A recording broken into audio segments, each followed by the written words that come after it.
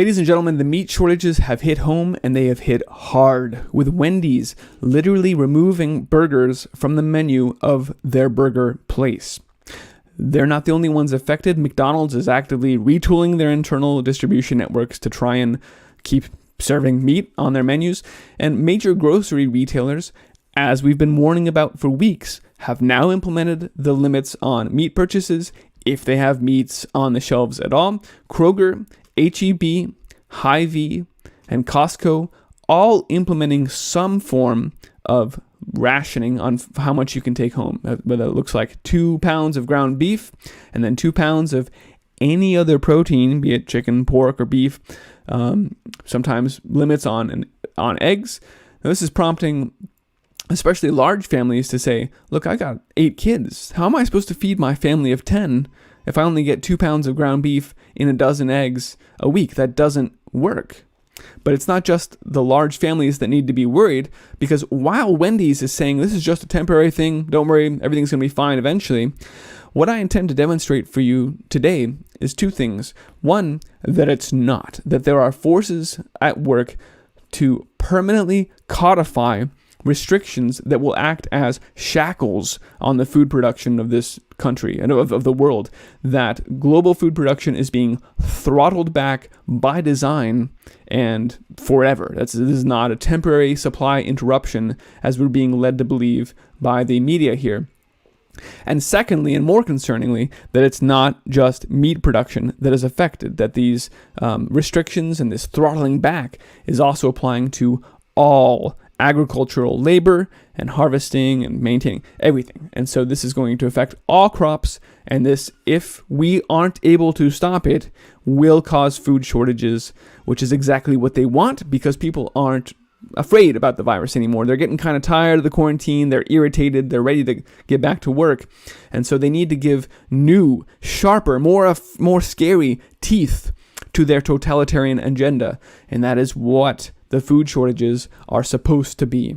I want to make it clear that even though you can't take home meat, if you can find it, China is actively taking it home right now. In fact, they are extracting the protein from this nation at a record speed. From Reuters, as the U.S. is on the brink of its own meat crisis due to the coronavirus pandemic, American pork supplies are being shipped off to China at a breakneck speed, creating the perfect recipe for additional tensions. For some American consumers, the optics of this situation might be poor. Karen, it's not the optics.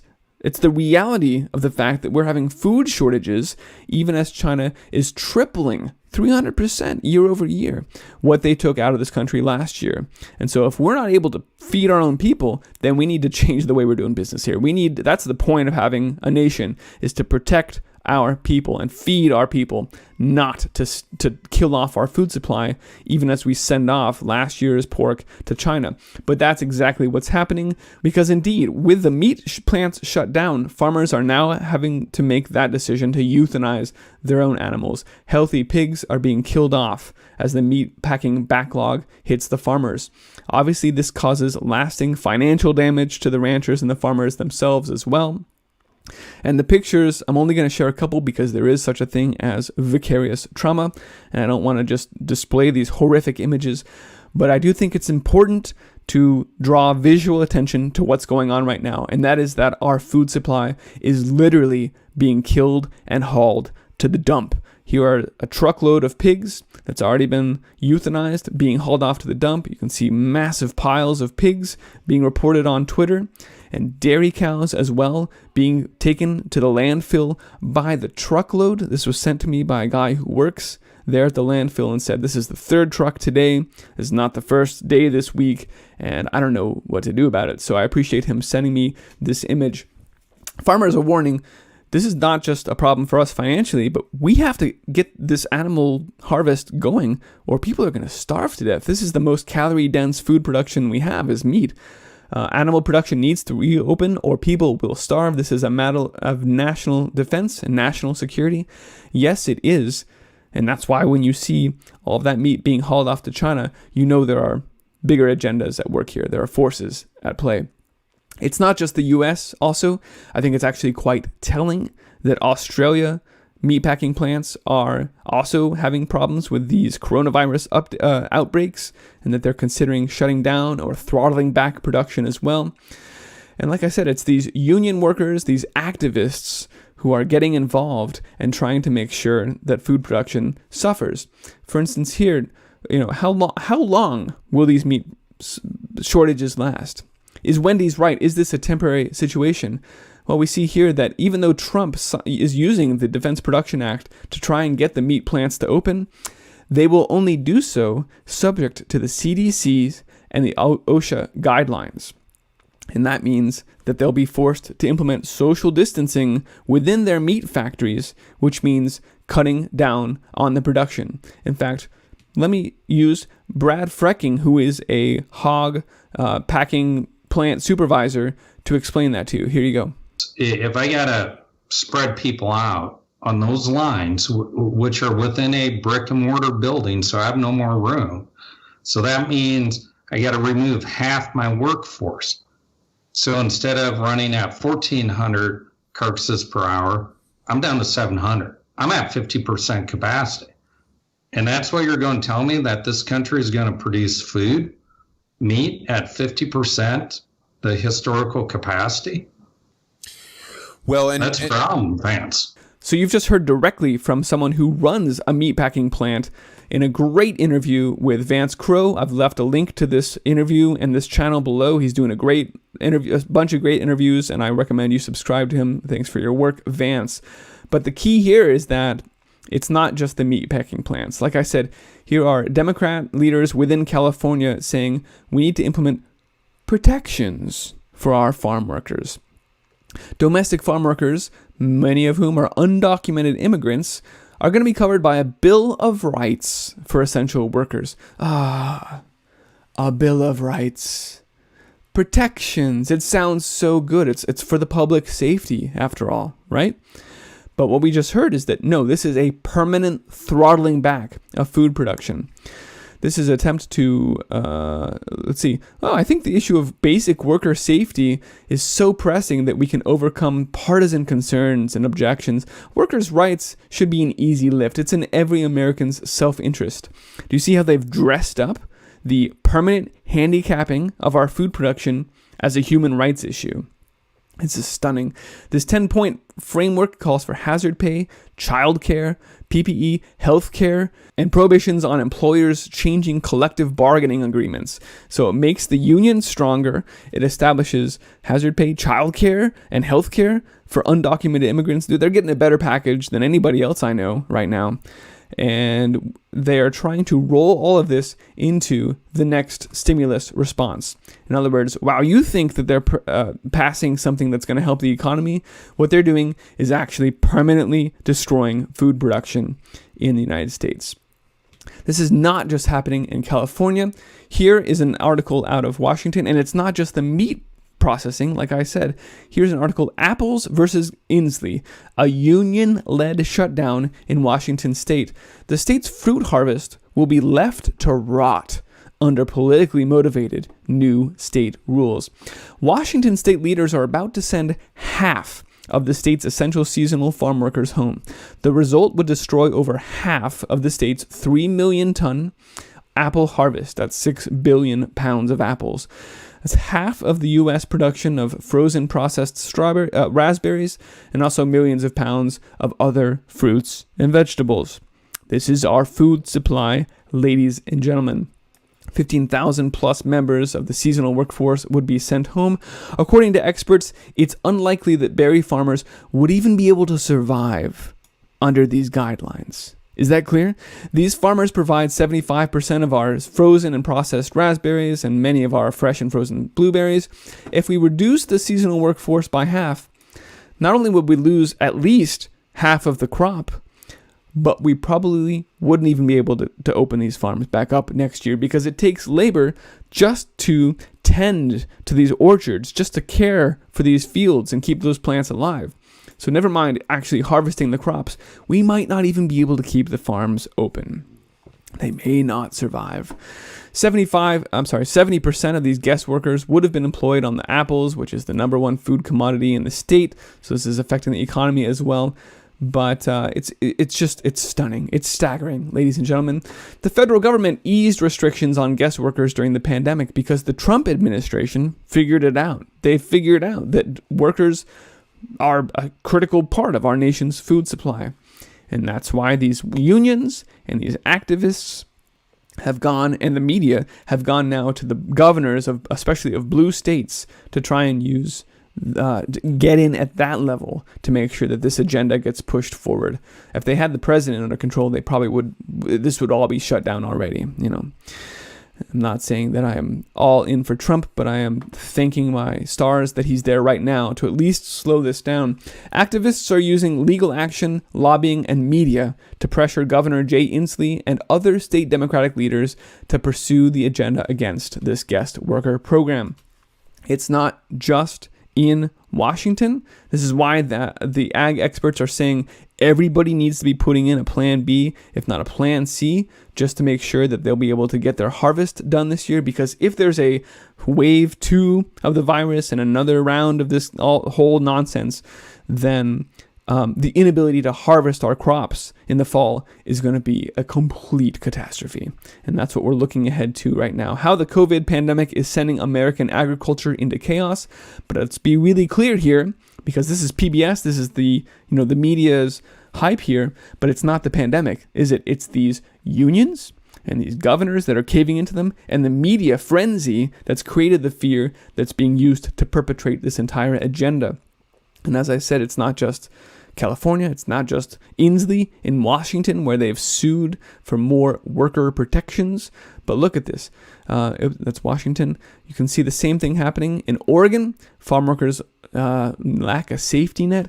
See the same thing happening in Colorado, where unions and lawmakers are demanding more protections for their agriculture workers. Colorado food supply chain under threat. We see the same thing in California. We saw the other article about California, but it's even extending into the Midwest and states that you wouldn't think of as traditionally blue. Ohio, Idaho, and North Dakota needs to step up worker safety and food policies during the pandemic. Ladies and gentlemen, they're targeting the states that produce the food for our country right now. And it's not just in the U.S. Again, we saw Australia having the same issues in their meatpacking plants. And we see also the EU talking about the same issues. We need better protections for our farm workers, which means more social distancing, which means less production. And this is it. This is the food war being carried out against all of us. The totalitarian agenda requires food scarcity in order to gain total control. But what Henry Kissinger said, control food and you control the people. And to do that, they have to throttle everything back because there was too much food production before. And the whole climate change, global warming narrative just really lost its teeth. It wasn't working at all anymore.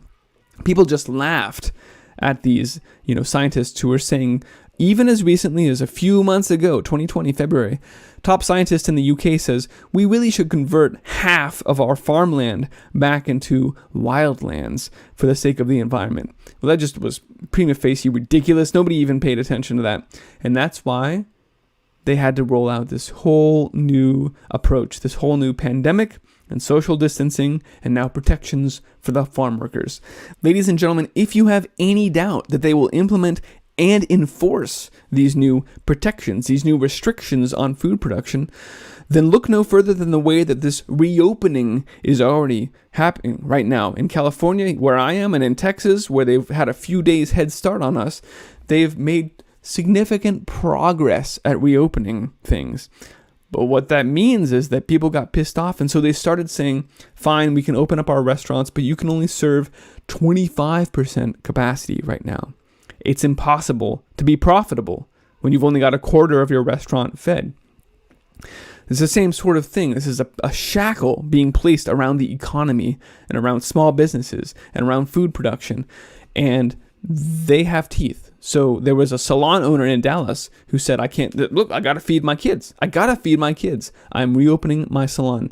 She has been arrested and sentenced to 7 days in jail. Never mind the fact that we're letting out violent offenders from the prisons because of the pandemic. We're going to let those people out of jail. We're going to put in small business owners who don't listen to these restrictions. The new criminals are people who refuse to bow to the totalitarian agenda. So this is going to be, I expect to see this as well. I expect to see farmers jailed for trying to produce food, because this is the teeth that are being given. I mean, there aren't enough people in Dallas, code enforcers, to walk around and enforce the fact that there should only be, a quarter of the people eating at restaurants. There aren't enough police to enforce the fact that everyone is now required to wear a mask. This is what's being called progress. Now we're gradually reopening. No, this is things getting tighter and tighter. The noose tightening around everyone's neck. And again, most notably for the purposes of this video, around food production.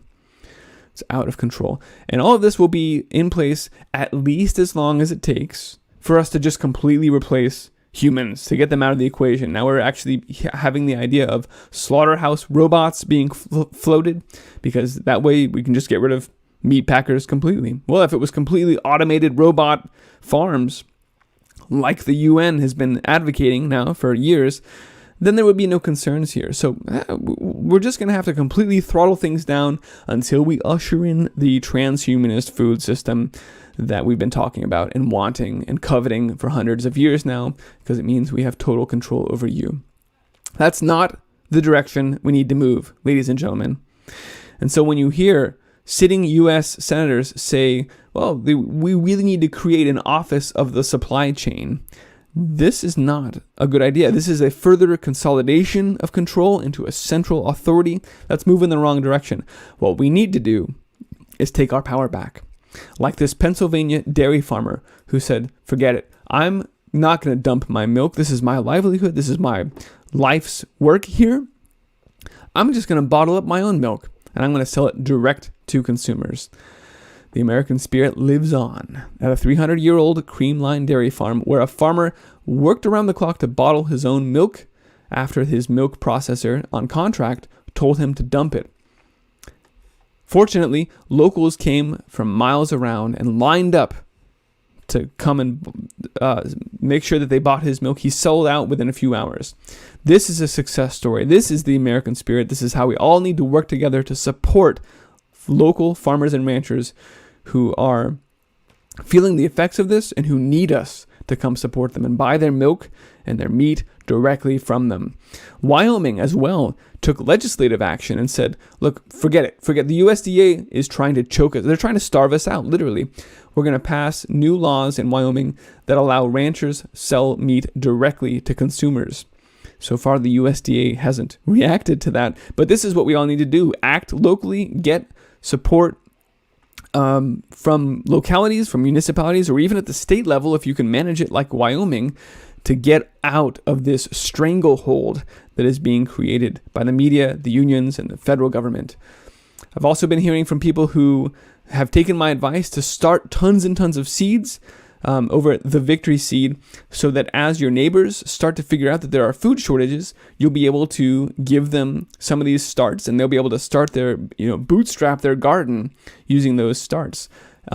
Here's someone who took that advice and actually made $300 last week by selling starts from their little vegetable starts from their driveway in their suburban location.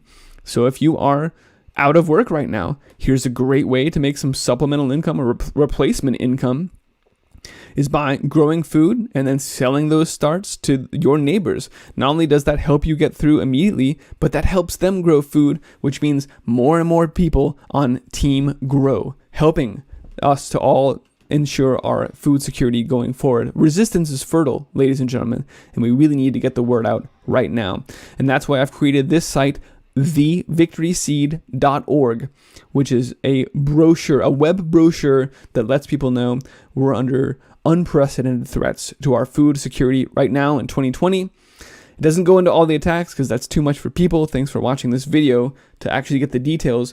But thevictoryseed.org is a very lightweight way for you to pass around knowledge about how to grow food. Please spread the word about this, about what's going on, and encourage people in your community to start growing food, because we're all in this together. And we need to get people aware of the fact that these unions and media and the Democratic, all of these forces are trying to permanently hobble food production and in turn take total control. Ladies and gentlemen, thanks for watching. Please find my work on iceagefarmer.com directly, and subscribe on bitchute.com/iceagefarmer. There's been another wave of YouTube censorship, and I just want to make sure that you are not depending on YouTube to get to Ice Age Farmer channel. In fact, I started posting some BitChute exclusive content, stuff that's too hot for YouTube. So if you're watching this on YouTube, you're only getting part of the story now. Please go to iceagefarmer.com for all of it. All right, folks, thanks for watching. Let's go build and grow food and make sure that we have food for this food security for our families and our communities going forward. Thanks for watching. Take care.